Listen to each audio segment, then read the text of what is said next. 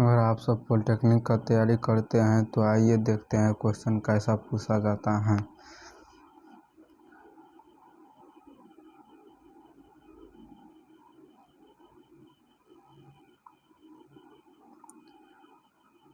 भौतिक कण का प्रोटॉन होता है। भौतिक कण का प्रोटॉन क्या होता है? भौतिक कण का प्रोटॉन क्या होता है? ऑप्शन नंबर ए हीलियम का नाभिक, हाइड्रोजन का नाभिक, एक ऋणात्मक कण, एक उदासीन कण। भौतिक कण का प्रोटॉन होता है, भौतिक कण का प्रोटॉन हाइड्रोजन का नाभिक होता है। Option number B. अगला क्वेश्चन, यह तत्व सबसे कम क्रियाशील है। इनमें से कौन सा तत्व जो कम क्रियाशील होगा? कौन सा तत्व कम से कम क्रियाशील है? मैग्नीशियम अभिक्रिया सबसे कर लेता है, एल्युमिनियम भी अभिक्रिया सबसे कर लेता है और कॉपर भी अभिक्रिया कर लेता है। ये पीवी पारा अभिक्रिया जल्दी नहीं करता है किसी से। ऑप्शन नंबर सी सबसे कम प्रतिक्रियाशील है। सबसे कम कहेगा तो पीवी होगा पारा, और सबसे अधिक एल्युमिनियम रहता है। ऑप्शन नंबर सी होगा, प्रतिक्रिया कम होगा। अगला क्वेश्चन, एसिटिलीन अणु में उपस्थित है। एसिटिलीन अणु C2H2 में अणु उपस्थित रहता है। C2H2 में अणु उपस्थित रहता है कितना? तो C2H2 को अभी अणु उपस्थित निकालेंगे, पाई बॉन्ड और सिग्मा बॉन्ड निकालेंगे तो C डबल बॉन्ड CH। अगर ऐसे लिखे तो अस्थायी नहीं हुआ। इसके लिए कार्बन की चार इलेक्ट्रॉन की जरूरत होते हैं। अब 3 और 1 4 पुर गया। ये जिसमें ट्रिपल बॉन्ड होगा उसमें दो पाई होगा।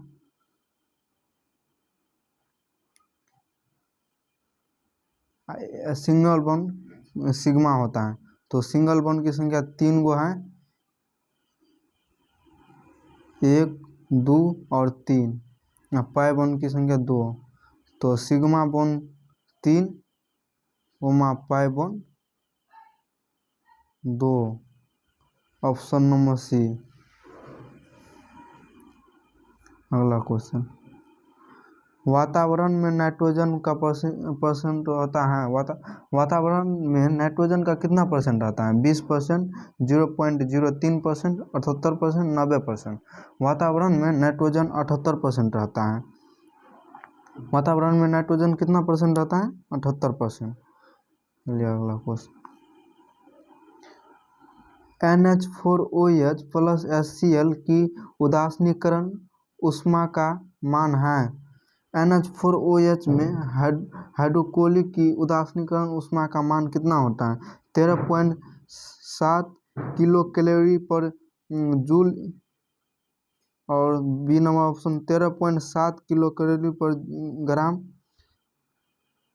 तो बी नंबर होगा 13.7 किलो कैलोरी ग्राम जूल। कहता है NH4OH प्लस HCl में उदासीनीकरण ऊष्मा का मान कितना होता है? तो 13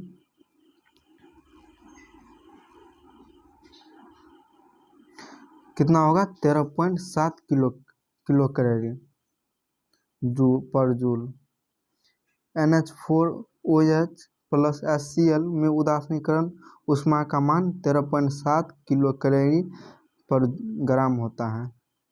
अगला क्वेश्चन, स्टेनलेस स्टील में होता है लगभग क्रोमियम कितना परसेंट स्टेनलेस स्टील में होता है? 10%, तो ऑप्शन नंबर बी होगा। स्टेनलेस स्टील में लगभग कितना परसेंट क्रोमियम रहता है? 10%। स्टेनलेस स्टील में लगभग कितने परसेंट क्रोमियम रहता है? 10% क्रोमियम रहता है। अगला क्वेश्चन, वात्या भट्ठी के ऊपर वाले हिस्से में लोहा के Fe2O3 से निष्कासन के दौरान यह अभिक्रिया होता है।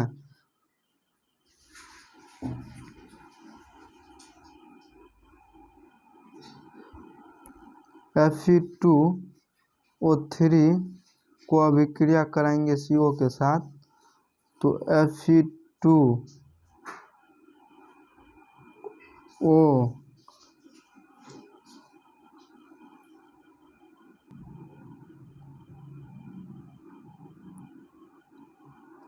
Fe2O3 को CO के साथ अभिक्रिया करेंगे तो 2FeO प्लस CO2 बनेगा।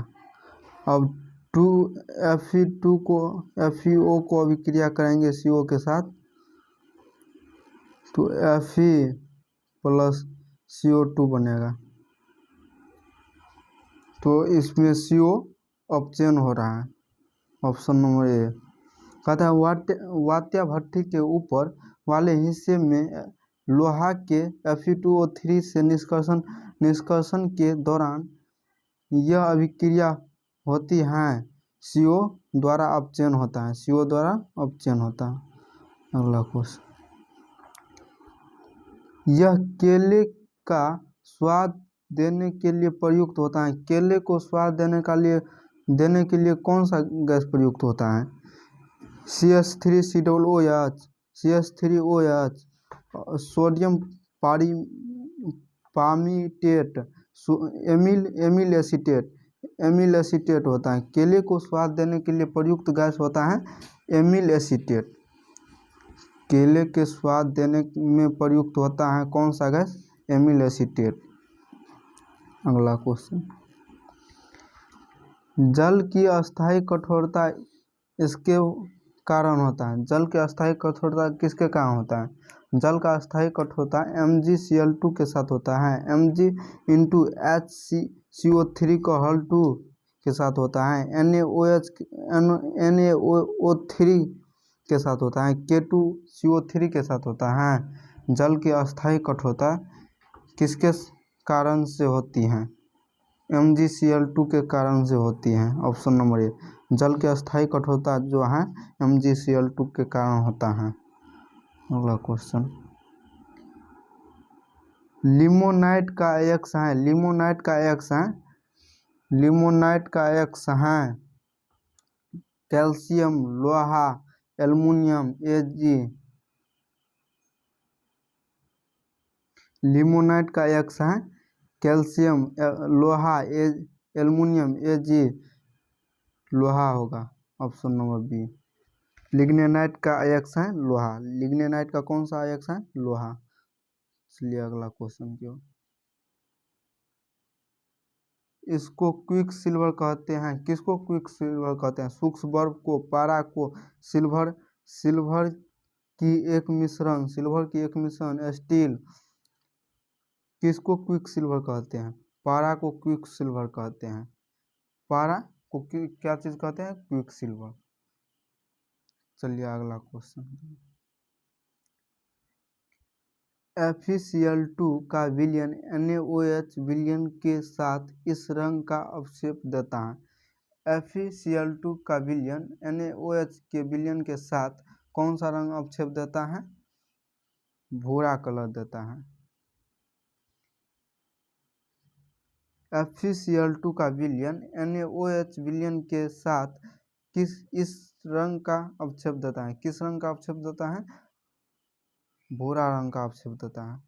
Option number C. अगला क्वेश्चन, यह ऑक्साइड HCl और NaOH दोनों के साथ अलग से अभिक्रिया कर सकता है। HCl NaOH दोनों के साथ अलग से अभिक्रिया कर सकता है।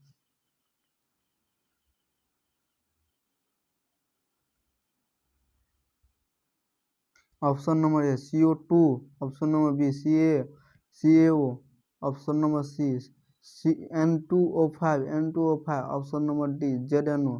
कहता है यह ऑक्साइड HCl और NaOH दोनों के साथ अलग से अभिक्रिया कर सकता है। ZNO अलग से अभिक्रिया कर सकता है। कहता है HCl और NaOH दोनों के साथ अलग से अभिक्रिया कौन कर सकता है? ZNO। Option number D. चलिए अगला क्वेश्चन, साल्व्य प्रक्रम किसके निर्माण में प्रयोग किया जाता है? साल्व्य प्रक्रम किसके निर्माण में प्रयोग किया जाता है? साल्व्य प्रक्रम किसके निर्माण में प्रयोग किया जाता है? Option number A Na2CO3, option number B NaNO3, option number C CaCl2, option number D NaOH। Solvay प्रक्रम किसके निर्माण में प्रयोग किया जाता है? Na2CO3 के निर्माण में प्रयोग किया जाता है, ऑप्शन नंबर ए। साल्व्य प्रक्रम किसके निर्माण में प्रयोग किया जाता है? Na2CO3 के निर्माण में प्रयोग किया जाता है साल्व्य प्रक्रम को, ऑप्शन नंबर ए। चलिए अगला क्वेश्चन। प्लास्टर ऑफ पेरिस है, प्लास्टर ऑफ पेरिस का फॉर्मूला क्या होता है? प्लास्टर ऑफ पेरिस का फॉर्मूला आता है CaSO4 into half H2, CaSO4 into half H2। Plaster of Paris का formula CaSO4 into half H2 होता है। जिप्सम का फॉर्मूला CaSO4 इंटू TH2 होता है, ऑप्शन नंबर बी होगा प्लास्टर ऑफ पेरिस का फॉर्मूला। चलिए अगला क्वेश्चन। एसिटिक अम्ल NaOH के साथ अभिक्रिया करके एक लवण बनाया जाता है जिसका pH मान है। एसिटिक अम्ल को अभिक्रिया करा के एक लवण बनाया जाता है जिसका pH मान होता है 7 से कम, 7 के बराबर, 7 से अधिक, 14 के बराबर।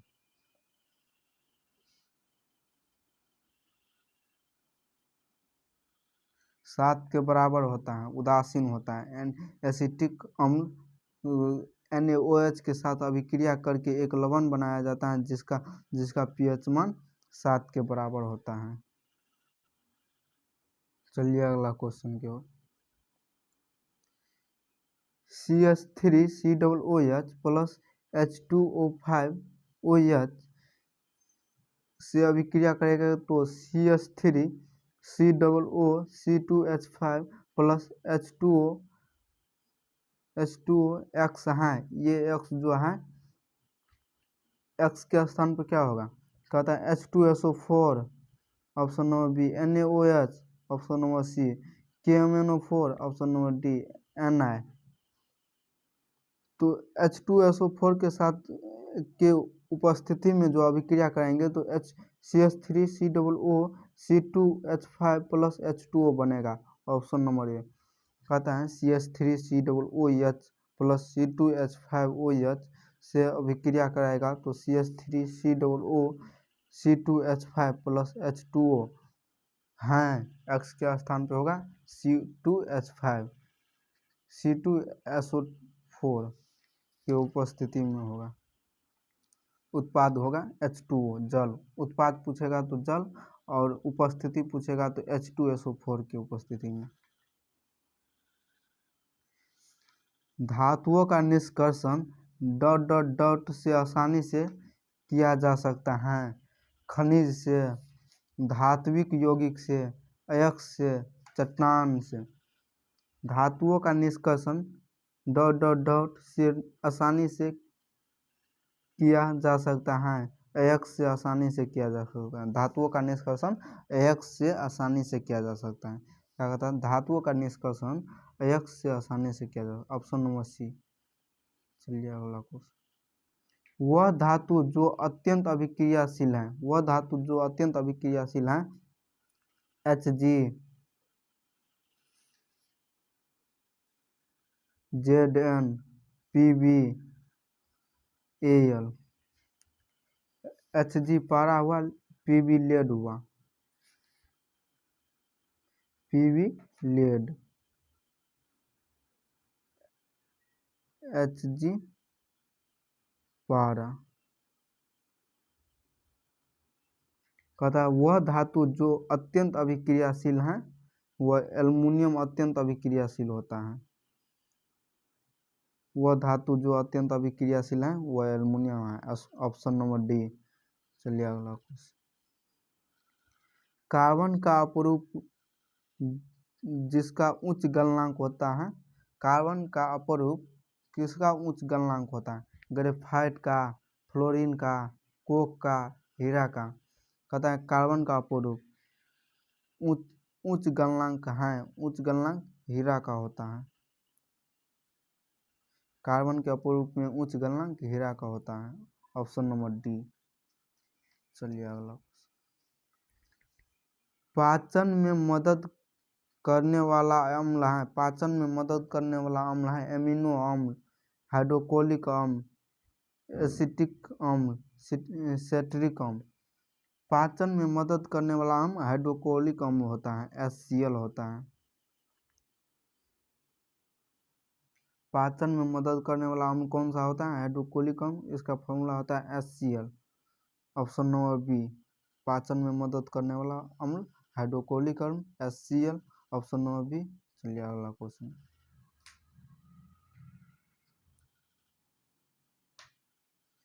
आगरा में ताजमहल का रंग डॉट डॉट डॉट के कारण परिवर्तित हो गया है।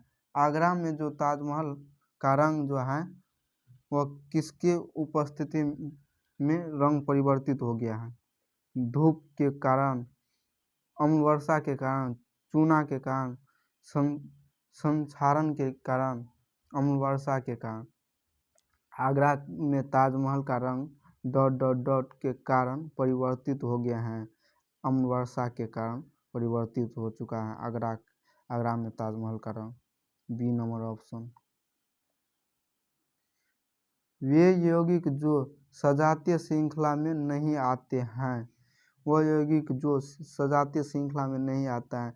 एल्केन सजातीय श्रृंखला है तो CH4 एल्केन है, C2H6 एल्केन है ओ और C3H8 ये भी एल्केन है और C4H12 ये एल्केन नहीं है, तो ये सजातीय श्रेणी नहीं है। ये तीनों सजातीय श्रेणी है। Option number B. ये यौगिक जो सजातीय श्रृंखला में नहीं आते हैं। C2H4O सजातीय श्रृंखला में नहीं आते हैं। C4H12O सजातीय श्रृंखला में नहीं आता है। Option number B. चलिए अगला। कठोर जल साबुन के साथ पृष्ठमल बनाता है, यह किसकी उपस्थिति के कारण होता है?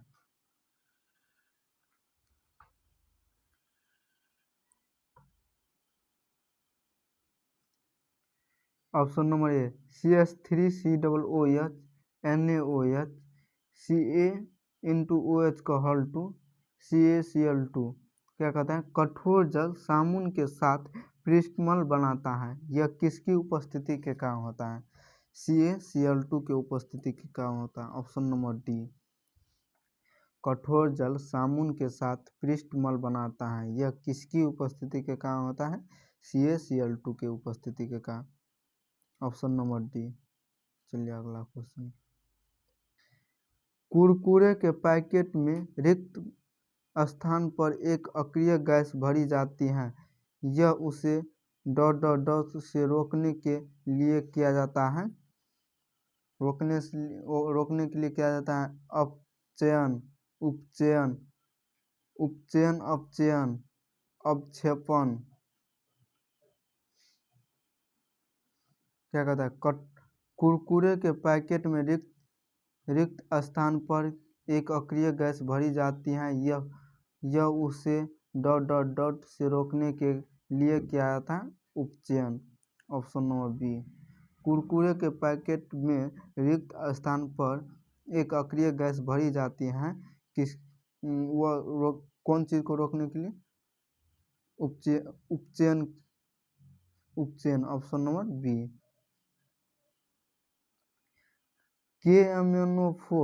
KMnO4 में Mn का ऑक्सीकरण संख्या क्या होगा? KMnO4 में Mn का ऑक्सीकरण संख्या क्या होगा? पोटेशियम का +1 होता है, प्लस मैग्नीज का निकालना है तो X ऑक्सीकरण संख्या, प्लस ऑक्सीजन का -2 होना 4, तो 1 + X गुना करेंगे तो -8 बराबर 0। 8 में से 1 घटाएंगे तो 7, -7 बराबर 0। तो x बराबर 7 प्लस ऑप्शन नंबर बी। कहता है KMnO4 में मैग्नीज का ऑक्सीकरण संख्या क्या होगा। मैग्नीज का ऑक्सीकरण संख्या क्या होगा। ऑक्सीजन का +2 होता है ऑक्सीकरण संख्या, और पोटेशियम का, ऑक्सीजन का -2 होता है और पोटेशियम का +1 होता है। तो +1 प्लस मैग्नीज को निकालना है तो x प्लस -2 गुना 4 गुना करेंगे तो x बराबर 7 आएगा। Option number B. अगला क्वेश्चन, OF2 में ऑक्सीजन का ऑक्सीकरण संख्या होगा। OF2 ऑक्सीजन का निकालना है तो x प्लस फ्लोरीन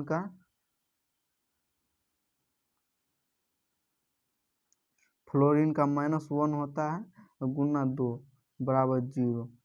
तो x 2 में -1 से गुना करेंगे तो -2 बराबर 0। तो x बराबर 2।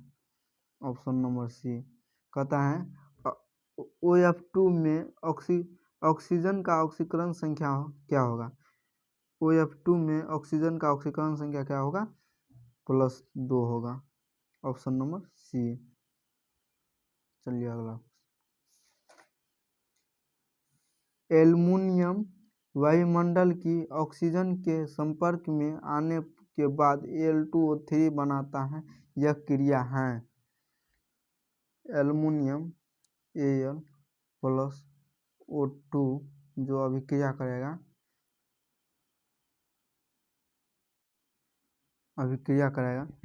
एल्युमिनियम वायुमंडल की ऑक्सीजन के संपर्क में आने के बाद Al2O3 बनाता है, यह क्रिया होगा। इसको 4 इसको 3 से गुना करेंगे तो Al2O3 3 दूना 6, ऑक्सीजन 6 और एल्युमिनियम 4, Al2O3 बनाता है ऑक्सीजन के संपर्क में आकर, यह अभिक्रिया होगा। ऑप्शन नंबर ए संसारण, जंग लगना, वाषित होना, वियोजन होना। तो संसारण होगा। ऑप्शन नंबर ए। कहता है एल्युमिनियम वायुमंडल की ऑक्सीजन के संपर्क में आने के बाद Al2O3 बनाता है, यह क्रिया होगा संसारण होगा। ऑप्शन नंबर ए।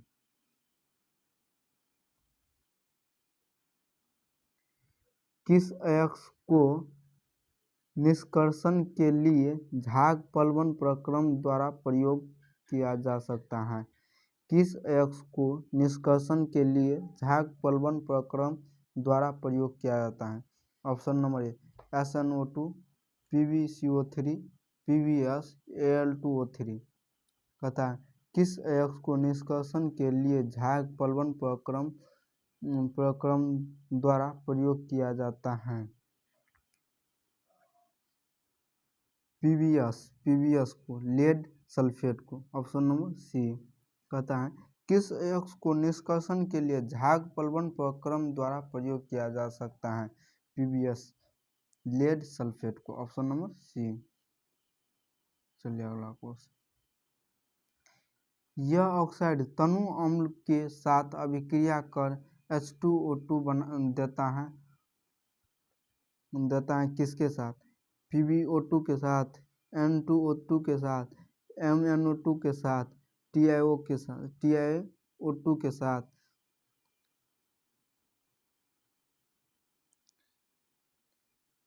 Na2O2 के साथ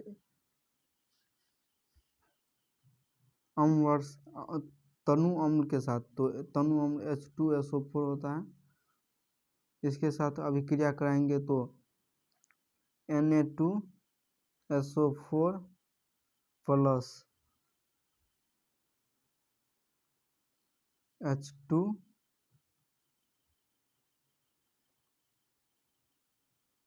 H2O2 बनाएगा। कहता लेड लेड यह ऑक्साइड तनु अम्ल के साथ अभिक्रिया कर H2O2 देता है। इनमें किसके साथ? तो N2O के साथ, क्योंकि Na2SO4 फॉर्मूला होता।